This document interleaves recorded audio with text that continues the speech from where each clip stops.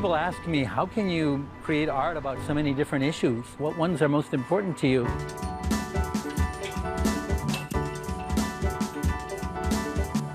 I don't tell stories about a lot of issues. I only have one issue. And that's human resilience in the face of adversity. And in our current world, that means human resilience, often in the face of oppression.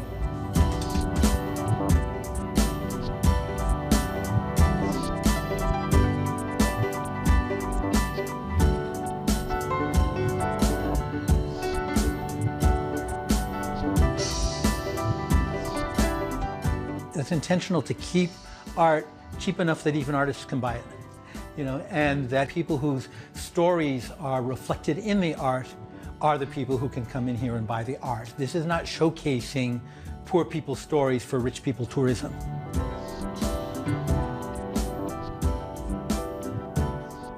I actually decided when I was about 11 or 12 that I would never be an artist.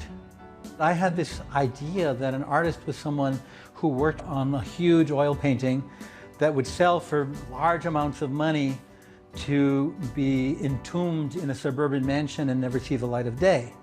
And really what changed my life and changed that decision was really understanding what you could do with printmaking. You can make copies of it, you can get into people at low prices and even keep one for yourself. Dang, well, I'm gonna do that.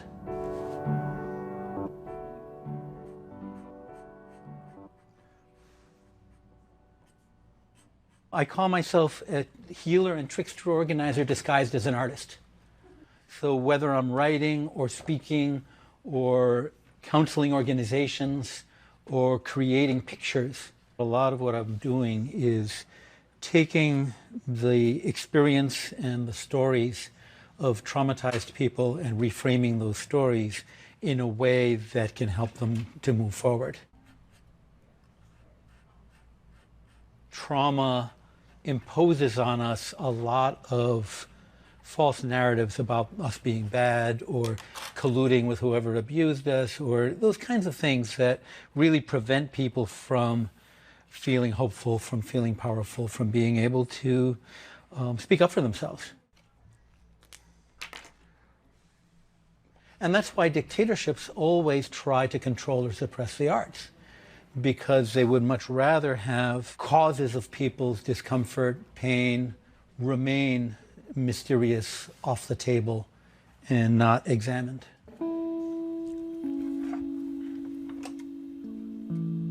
I grew up in a colony of the United States, the western mountains of Puerto Rico, in a coffee-growing area. As a child, you don't know the causes of things, you just notice their effects.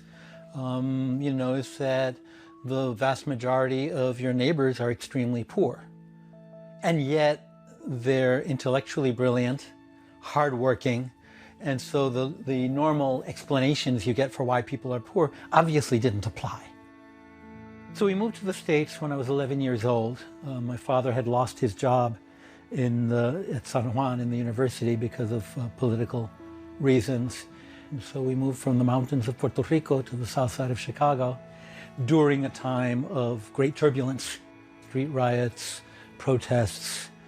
The Black Panther Party was a major presence, the anti-war movement, second wave feminism, and that's really kind of the storm that I landed in, coinciding neatly with the storm of immigration for me and the storm of adolescence. So it was a perfect storm of transition. When I was a teenager in Chicago, I witnessed an example of organizing that really left an imprint on me in the way I view these issues. And that was the Black Panthers' initiative to create an alliance with groups from other communities. With the Young Lords organization initially, that was a Puerto Rican street gang that had become politicized, and the Young Patriots, who were a white street gang. And these were kids who wore Confederate flags on their jackets. Many of them had relatives back home in the Ku Klux Klan, and who were facing really harsh conditions of poverty in Chicago. And the Black Panthers, instead of viewing them as a hostile force to neutralize, asked in effect, what is causing these people to hurt? And they started exploring the issues that affected them both. and ended up creating what they called the Rainbow Coalition. That's such a telling example in a time where now we're often advised to, when we see people at the other end of a polarization, to say, well, how can we meet them halfway? How can we build a bridge and create some kind of meeting place that maybe is half anti-racist and half racist and everyone will be happy, right? Instead, in effect, the organizing strategy of the Black Panthers was to say, we have a vision that's big enough for all of us.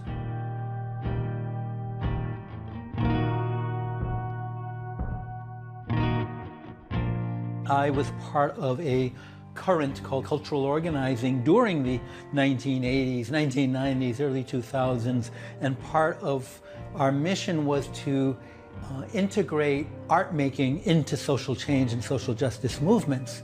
Now I look around and I see every movement that steps up to fight against any issue, to promote any form of positive change, is completely full of artists.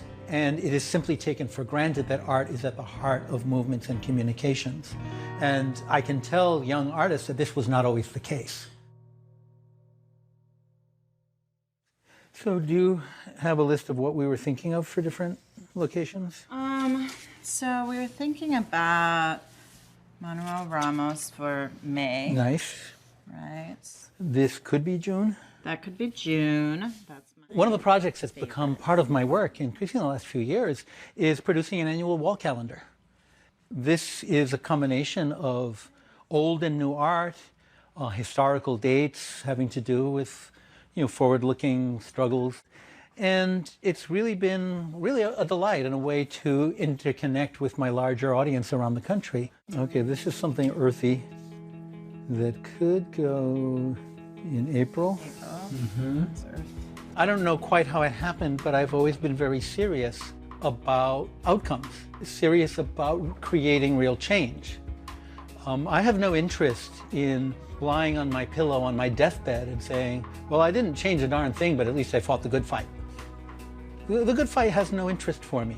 What's of value to me is actually changing our lives.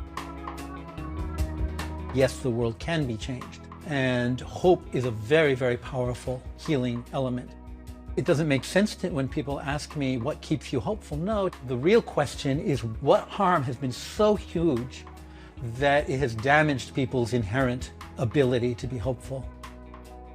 A large element of my work is to reawaken or remind people of the fact that life is full of possibility.